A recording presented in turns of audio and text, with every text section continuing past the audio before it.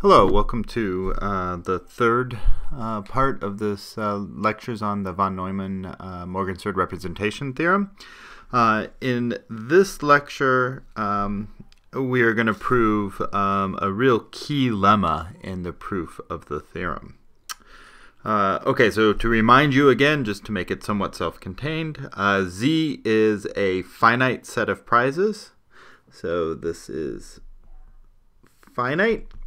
P, capital P here, is the set of all probabilities over Z, but that of course is the set of lotteries. I've been calling those lotteries over P.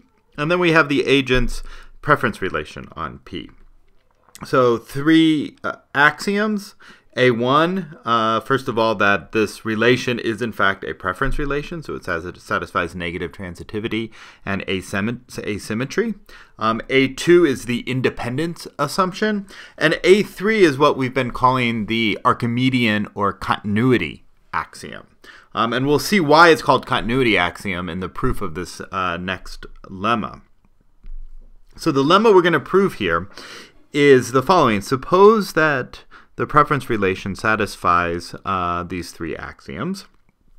Then, if we know that the agent has a weak preference of P over Q over R, and in fact P and R, so that it's not all equivalences, the agent isn't indifferent between all of these lotteries, rather he strictly prefers P over R, then there's going to be a unique A star such that the agent is indifferent between Q and a mixture between P and R. So we have these three lotteries, P, Q, and R. And the agent is, if we know that P is actually strictly preferred to R, then there must be an A star such that the agent is indifferent between Q and a mixture between the lottery P and the lottery R. So that's what we want to prove today. All right, the two key assumptions are going to be A3 and property A. This property is what we proved in the previous online lecture. And so this says that if the agent strictly prefers B over Q, then surely he would prefer a better chance of playing P than a worse chance of ending up with P, because see here, B is strictly greater than A between 0 and 1. All right, you can see right away that if A star exists, so if such an A star exists, then it is unique. And this actually follows directly from this fact A. So to see that, just suppose it's not the case, so suppose not, then there is A star and B star such that, well, the agent is indifferent between Q and A star plus P plus 1 minus A star, R. And the agent is also indifferent between P plus, that should be A star 1 minus B star R. Now note, we're also assuming that P is strictly preferred to R. Now, and by part A, note also, since A star is different than B star, so I'll just reason over here, since A star are different numbers than B star, then it must be the case that one is bigger than the other. So let's say, without loss of generality, suppose that A star is actually strictly bigger than B star. But now we see that we've reached a contradiction, because since P is strictly preferred to R, that means A star and A star is greater than B star. That means A star P plus 1 minus A star R must be strictly preferred to B star P plus 1 minus A star R. But that can't be the case. If both of those are, the agent is indifferent between both of those compound lotteries in Q, then one can't be strictly preferred over the other. Okay, so if A star exists, then it has to be unique. So now what we have to do is we have to prove that such an A star actually exists. So our goal is to show A star exists. Okay. Now, note that we're assuming that the agent has a weak preference of P over Q over R, but the agent strictly prefers P over R. So there's two cases we can rule out right away. First of all, if the agent is indifferent between P and Q, so that's a possibility, the agent is indifferent between P and Q. If that's the case, then let A star equal 1. Because if A star equals 1, then this right-hand side here reduces to just P, and so it's just saying if the agent is indifferent between P and Q, then the agent is indifferent between Q and P. Similarly, if the agent is indifferent between Q and R, then we can let A star equal 0, because then the right-hand side reduces to R. So if the agent is indifferent between P and Q, we know what A star is. If the agent is indifferent between Q and R, we know what A star has to be. So the only case that we have, we can assume that the agent strictly prefers P over Q over R. Now, if the agent strictly prefers P over Q over R, then I have to figure out what exactly is the A star that will work. So what will work, it turns out, and we have to prove this, is we're going to let A star equal the sup, so this is like the maximum, the largest A, such that Q is at least as good as AP plus 1 minus A R. So what we do is we look at the set of all A, and A is going to be, of course, in 0, 1. We look at all of those, and we take the sup. The sup stands for the least upper bound. That's a sort of mathematical speak for the least upper bound. So it's the largest, it's an A that's bigger than all of the elements in this set, but it's smaller than any other number that's bigger than all of the elements in this set.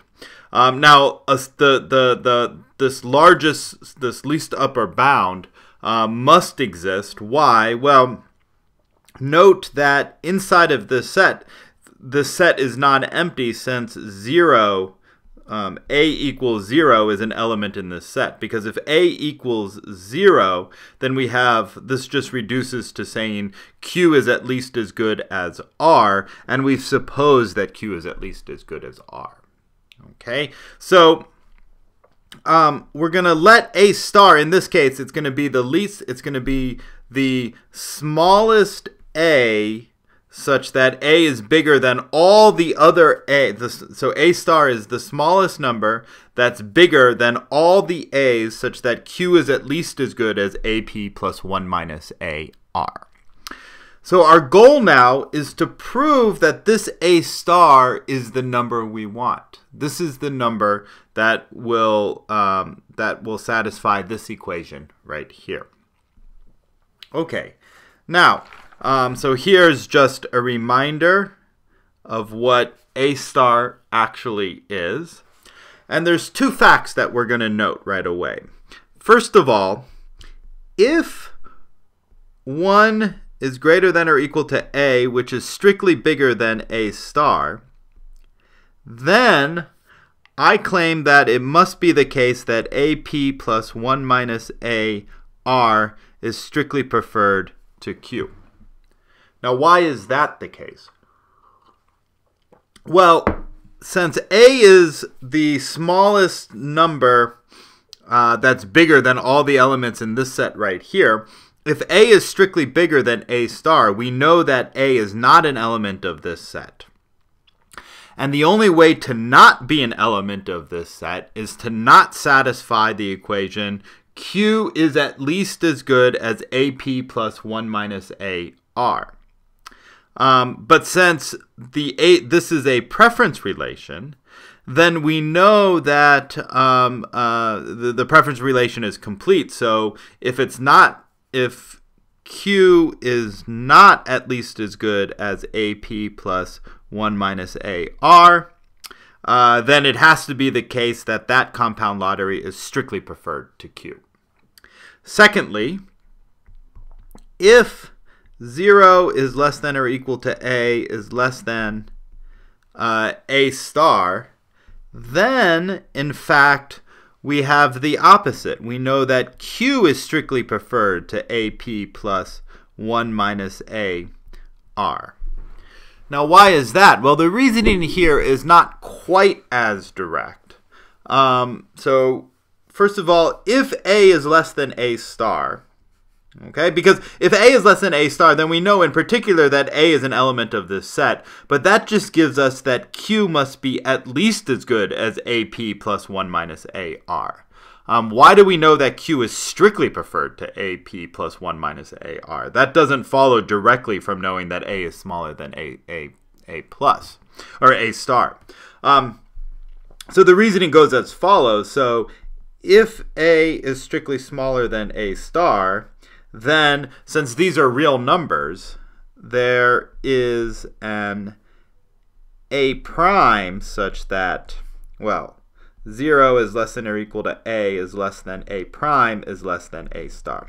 So there has to be a number that's in between A and A star. That's just a fact about the real numbers. Well, just because if we know that A prime is smaller than A star, then it has to be an element of this set right here. Then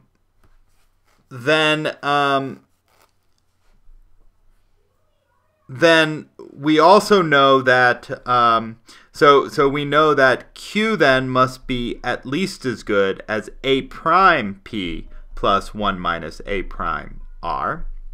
And now we look at part A, and we remember again that the agent strictly prefers P over R, since we're assuming the agent strictly prefers P over R, and we know A prime is strictly greater than A, we have A prime P plus 1 minus A prime R must be strictly preferred to AP plus 1 minus AR. Well, so we string these two things together since we know that this is a preference relation. It's going to be transitive. So that tells us that Q is strictly preferred to AP plus 1 minus AR. Okay, so these are just two facts. I'll remind you when we need these facts later on. I'll remind you. So let's go ahead and note and complete the proof. Now, we're in a situation where we've assumed that P is strictly preferred to Q, which is strictly preferred to R. And what we're interested in, we're comparing, we have this lottery Q, and now this complex lottery A star P plus 1 minus A star R. And since this is a preference relation for the agent, we know that either it could be the case that Q is strictly preferred to A star P plus 1 minus A star R. It could be going in the other direction, so this compound lottery could be strictly preferred to Q, or the agent could be indifferent between these two lotteries. Those are the three logical possibilities. And what we're going to show is that the first two logical possibilities can't possibly happen. They lead to contradiction, and that's going to leave the third possibility, which is what we want to prove. Okay, one other thing to note, that if we assume that Q is strictly preferred to this compound lottery, we know that, well, in particular, P is strictly preferred to Q, because we've assumed that. If, on the other hand, we assume this compound lottery is strictly preferred to Q, we know that R is below Q. So let's go ahead and proceed, and we're gonna need this fact, and let's just see that assuming that a star p plus 1 minus a star r being strictly preferred to q leads to a contradiction. Okay, well, we know that q, remember, is strictly preferred to r. So I want to show that this sequence of preferences leads to a contradiction. So why does that lead to a contradiction? Well, by A3, we haven't used A3 at all. So now we use A3. If we have one lottery strictly preferred to another lottery strictly preferred to a third lottery, then we can find a number b such that numbers a and b such that these compound lotteries hold. So we know that by A3 there is a b such that, well, b times this first lottery, a star p plus 1 minus a star r, that's this first lottery right here, plus 1 minus b times r, times the lottery r, that this lottery has to be strictly preferred to q. So we're using actually this fact right here, that if p is strictly preferred to q is strictly preferred to r, then there's going to be some number. In this example, it's called a. Down here, we're calling it b, such that mixing between the first lottery and the third lottery is strictly preferred to the middle lottery. So that's all we're doing. We have 1, 2, 3 lotteries. We know that there's a number b between 0 and 1, strictly between 0 and 1, such that mixing between the first lottery and the third lottery is strictly preferred to the middle lottery. Okay, so now we just do a little bit of simple algebra. We see that on the left-hand side that this reduces to ba star p plus br minus ba star r plus r minus br. So that's what this reduces to. I just distributed everything. And note that br cancels with the minus br, and this is what we're left with. So this is left with ba star p plus, and then we can pull out the r, so this is 1 minus ba star r. So we have that this lottery is strictly preferred to q. Okay, so far so good. However, note that, so I'll write it over here, ba star must be strictly smaller than a star. Why is that? Well, ba star is strictly smaller than a star because b is a number between 0 and 1. And if you take any number that's smaller than 1 but greater than 0, so any fraction, and you multiply it by a number, you get something smaller.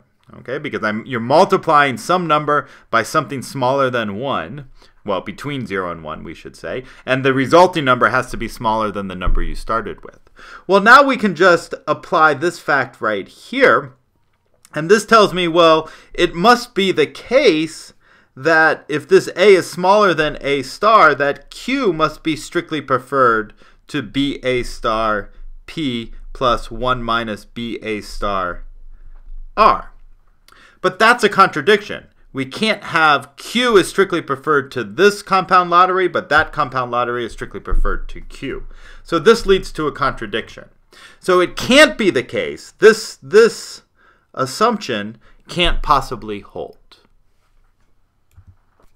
Okay, and so the next assumption is that suppose that p is strictly preferred to q, which is strictly preferred to a star p plus 1 minus a star r.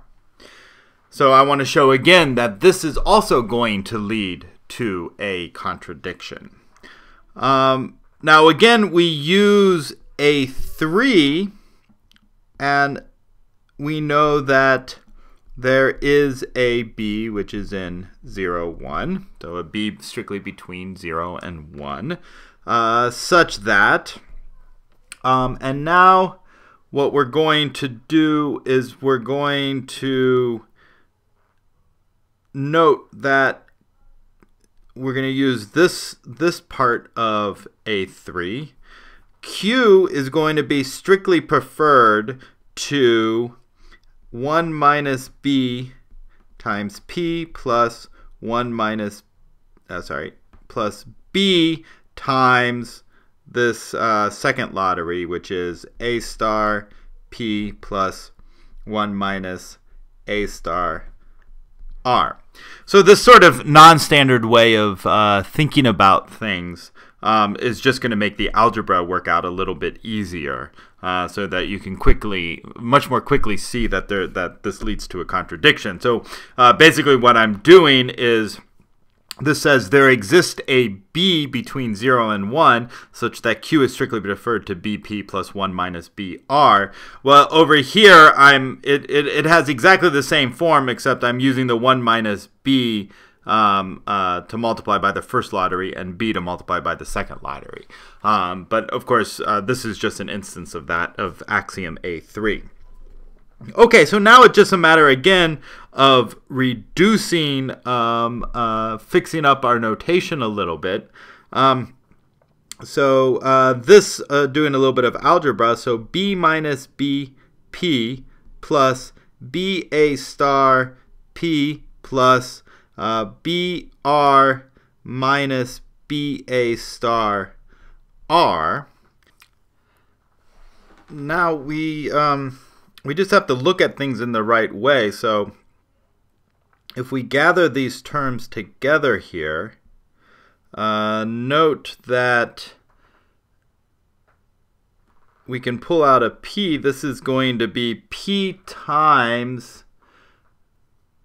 ba star plus 1 minus b plus r times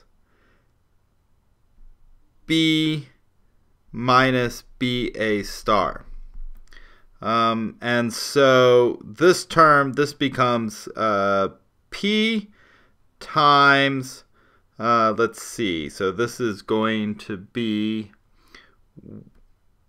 1 minus b times 1 minus a star plus, and then this is going to be r times b times 1 minus a star.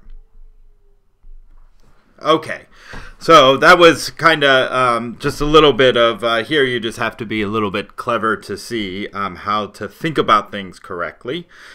So we have that the agent strictly prefers q over p times 1 minus b minus b times 1 minus a star plus r times b times 1 minus a star. Okay, so far so good, but what we're going to note is that, in fact, 1 minus b times 1 minus a star must be strictly greater than a star. And if that's the case, so if we can prove that, if 1 minus b times 1 minus a star is strictly greater than a star, then by this fact right here, we're going to get that this lottery must be strictly preferred to q, and that again will be a contradiction. Okay, so all that we have to do is we have to prove that 1 minus b times 1 minus a star is strictly greater than a star. So why is that the case? So that follows, that's actually relatively easy to see. So if we just do a little bit of manipulation, notice that 1 minus a star so this will be true. So 1 minus b times 1 minus a star is greater than a star, just in case 1 minus a star is greater than b times 1 minus a star. But that's exactly the same reasoning we did on the previous slide, because 1 minus a star is just some number, and we know that b is between 0 and 1. So if we multiply any number times a number between 0 and 1, then we end up with something smaller. So we know that this is the case, and since this is the case, you can just turn things around and we get 1 minus b times 1 minus a star must be greater than a star. Okay, it's important that you make sure you follow that, that line of reasoning. So if that's the case, then by this fact right here, which we proved earlier, where a is equal to 1 minus a is equal to this, 1 minus b times 1 minus a star, we just see directly that this lottery here must be strictly preferred to q. But we've just proven that q is strictly preferred to that lottery. So again, that's a contradiction. So we've just shown that if